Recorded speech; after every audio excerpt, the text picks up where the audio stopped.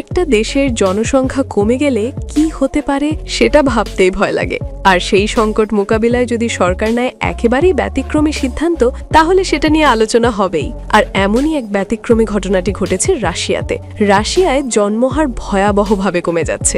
Federal state statistics সার্ভিসের তথ্য অনুযায়ী 2024 সালে জন্ম নিয়েছে মাত্র 12,22,000 শিশু, যা 1999 সালের পর সর্বনিম্ন।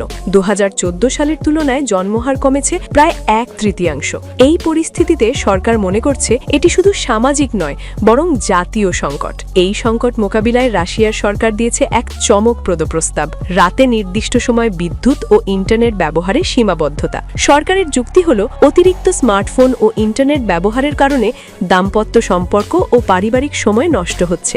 রাতে স্ক্রিন থেকে দূরে থাকলে মানুষ ভালোভাবে বিশ্রাম নেবে, পরিবারকে সময় দেবে এবং স্বাভাবিকভাবেই দাম্পত্য ঘনিষ্ঠতা বাড়বে। নীতি নির্ধারকদের ধারণা, দীর্ঘমেয়াদে এর ফলে সন্তান জন্মদানের হার বাড়তে পারে। তবে এই প্রস্তাব নিয়ে শুরু হয়েছে ব্যাপক সমালোচনা। বিশেষজ্ঞরা বলছেন, জন্মহার কমার মূল কারণ প্রযুক্তি নয়, বরং আবাসন সংকট, কর্মসংস্থানের অনিশ্চয়তা, উচ্চ জীবনযাত্রার ব্যয়, সন্তান লালন পালনের বিপুল খরচ। এছাড়া প্রশ্ন উঠছে, রাতে কাজ করা কর্মজীবী মানুষ, অনলাইন শিক্ষার্থী, ফ্রিল্যান্সার, জরুরি সেবাদানকারীরা এই সিদ্ধান্তে কিভাবে কাজ চালাবে। অনেকেই বলছেন এটি বাস্তবসম্মত সমাধানের চেয়ে মানুষের ব্যক্তিগত জীবনে হস্তক্ষেপ বেশি। তবে শুধু নিষেধাজ্ঞাই নয়, জনসংখ্যা বাড়াতে রাশিয়া ভাবছে কিছু আর্থিক প্রণোদনার কথাও। সন্তান জন্ম দিলে ভাতা, বিয়ের পর দম্পতিদের জন্য বিশেষ আর্থিক সহায়তা, মাতৃত্বকালীন সুবিধা বৃদ্ধি, এমনকি সোভিয়েত যুগের মাদার হিরোইন পুরস্কারও পুনরায় চালু করা হয়েছে।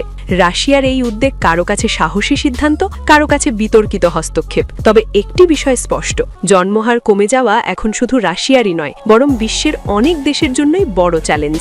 এই ধরনের সিদ্ধান্ত সত্যিই কি সমাধান দেবে, নাকি প্রয়োজন আরও বাস্তবভিত্তিক সামাজিক ও অর্থনৈতিক পরিবর্তন? রাতে ইন্টারনেট বন্ধ করলে কি সত্যিই জন্মহার বাড়বে?